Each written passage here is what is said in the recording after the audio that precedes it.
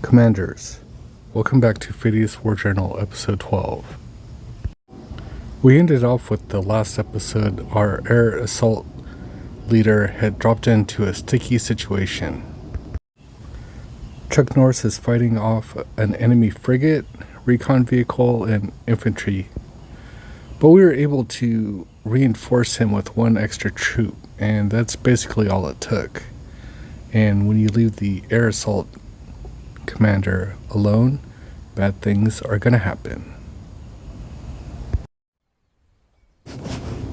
Here's the map, present day, and you can see that Turkey was taken over quite nicely. I took the west side and KNA Burge took the east side, and we got that wrapped up nice and easy. Also, Canadian Joe took out some of the Navy frigates in the area, and we'll cover that later. But here's a look back to the borderline, and basically first I took that first city, Nalu, and then kept working west, and then KNA Burge started to make his drive, and he got those two cities, and I had pretty much run out of infantry to take over cities, and he mopped up what was left over. But he made a nice push there. And then to our south, we have the country of Nigeria, and we have room in our coalition for one more member, but we weren't able to accept him because he's partnered up with a close ally, and we only had room for one. So they decided to stay neutral or friendly. And there you see Southern Africa was taken over, along with Namibia. And they also did a good job on taking India. Iran made that push up into Afghanistan, and I haven't seen much more movement up there. So we're looking to maybe start to drive east of Dhaka into Myanmar, and then on the other side of that would be Thailand. And we could also go north to China. That's an inactive territory up there. So all that is fresh land for the taking.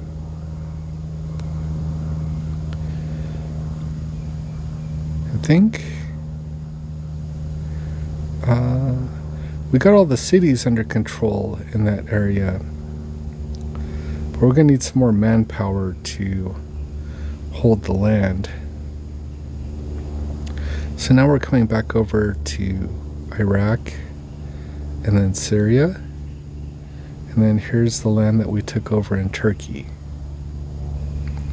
So quite a nice job on the expansion.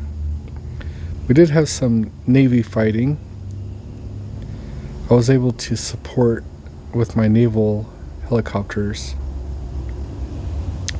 and then as you can see that there was quite a big force in Alexandropoli, and did a lot of damage with the helicopters and just charging in with Iraq's forces.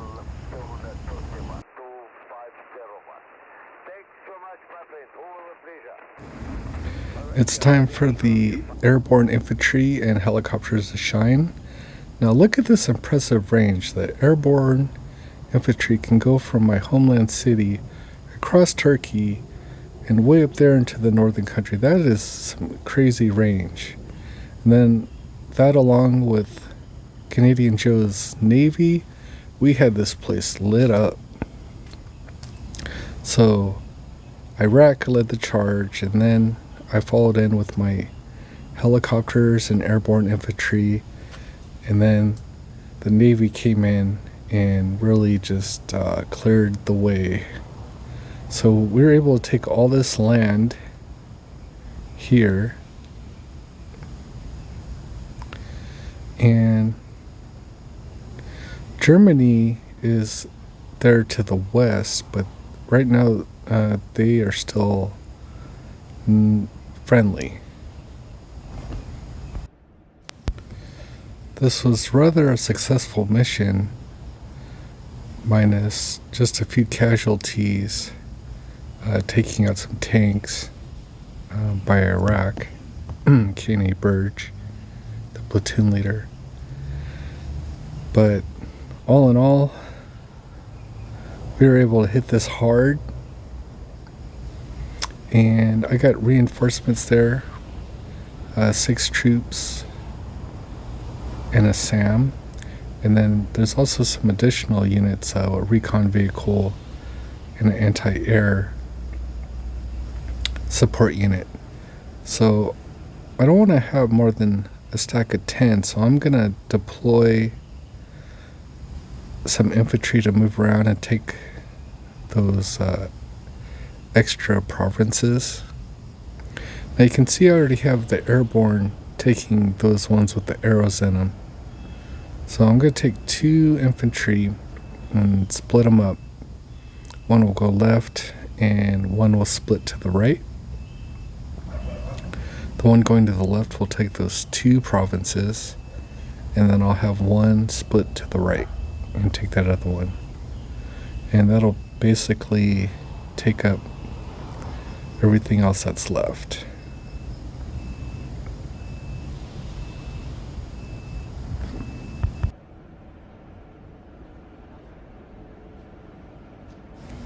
So now that the infantry are deployed, you can see that the airborne infantry are already dispatched from the command. So it doesn't, once they've disembarked, it does not take them long to start moving on to the next target. So basically every hour and a half they can take a new province, and yeah, that is rapid deployment. They're not affected by the terrain, and yeah, they're very, very agile. You do have to make sure that you do a clean sweep of the area, know what they're landing in. Otherwise, it could be complicated. So very good. Now we have, this is just a look forward here to see how it looks like after they landed. Okay, so back to the present day map. We got a few bloops on the radar. There's a Corvette there from Russia, and another ship. So lots of activity. Everybody's starting to feel things out, trying to get eyes on the situation. And I'm going to go ahead and move some of my helicopters to support Canadian Joe in his push to the east. And considering the success for this mission, KNA Burge is instructing us to prepare for the war in Europe. So we have expansion going east and west, but the main focus will probably be for Europe, as Miramar will probably not have much of a threat there. So those helicopters are going to travel all the way over to Dhaka, where they can help support the efforts in Miramar. And that's going to be about a 6.5 hour journey. Yeah, 6 hours. Nice. So that's going to set up our gameplay for tomorrow night. Should be exciting.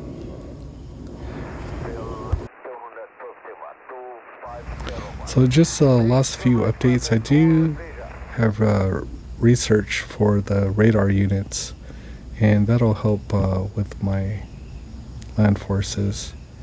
And just basically trying to produce more helicopters for Navy, air, and gunships. So basically just still doing more of the same. And yeah, when those helicopters arrive west, maybe I'll try to also get some airborne infantry over there to support them. So that's going to wrap it up for today, commanders. Thanks so much for participating, and I will talk to you later.